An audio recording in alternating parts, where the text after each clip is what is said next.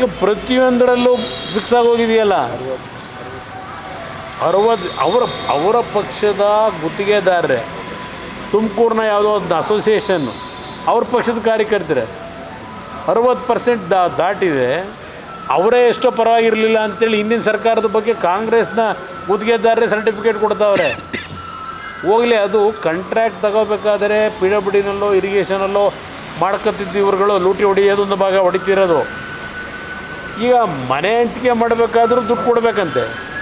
ಹಿಂದೆ ಯಾವನೋ PDO ಗಿಡಿಒ ತಗೊಳ್ಳೋನು 1,20,000 ರೂಪಾಯಿಗೆ ಕಮಿಷನ್ ಅಲ್ಲಿ ಆ ಊರು ಹಳ್ಳಿಲಿ ಆ PDO ಇವರನ್ನು ತಗೊಳ್ಳೋನು.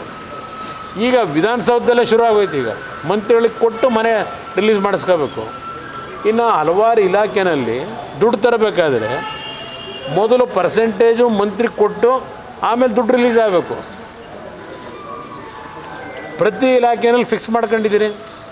ಜಗಜ್ಜಾಹಿರ ಇದು ಎಲ್ಲಿದೆ? ಕುಮಾರಸ್ವಾಮಿ ಕಾಲದಲ್ಲಿ ಮಾಡ್ತಿರೋ ಅದಕ್ಕಿದೆ ಹೇಳ್ತಾರೆ, ಇದು ಹೇಳ್ತವೆ. ಯಾರು ಮಾನ ಮರ್ಯಾದೆ ಇದೆಯಾ ಅವರಿಗೆ? ದುಡ್ಡು ತಿನ್ನೋಕ್ಕೂ ಒಂದು ಇತಿಮಿತಿ ಬೇಡ? ಇತಿಮಿತಿ ಬೇಡ ಇದಕ್ಕೆ? ಅಧಿಕಾರಿಗಳು ಎಲ್ಲಿಂದ ಕೆಲಸ ಮಾಡ್ತಾರೆ ಈ ಥರ ಆಗೋದ್ರೆ? ಯಾತಕ್ಕೆ ಆತ್ಮಹತ್ಯೆಗಳು ನಡೀತವೆ? ರೈತರ ಆತ್ಮಹತ್ಯೆ ನೋಡ್ತಾ ಇದ್ದು. ಇವತ್ತು ಪ್ರತಿನಿತ್ಯ ಸರ್ಕಾರಿ ನೌಕರರು ಆತ್ಮಹತ್ಯೆ, ಕಾಂಟ್ರಾಕ್ಟ್ರುಗಳು ಆತ್ಮಹತ್ಯೆ. ಈ ಪರಿಸ್ಥಿತಿಗೆ ತಂದಿಟ್ಕೊಂಡಿದ್ದೀರಿ. ಒಂದು ಅಡ್ಮಿನಿಸ್ಟ್ರೇಷನ್ ಇದೆಯಾ ರಾಜ್ಯದಲ್ಲಿ?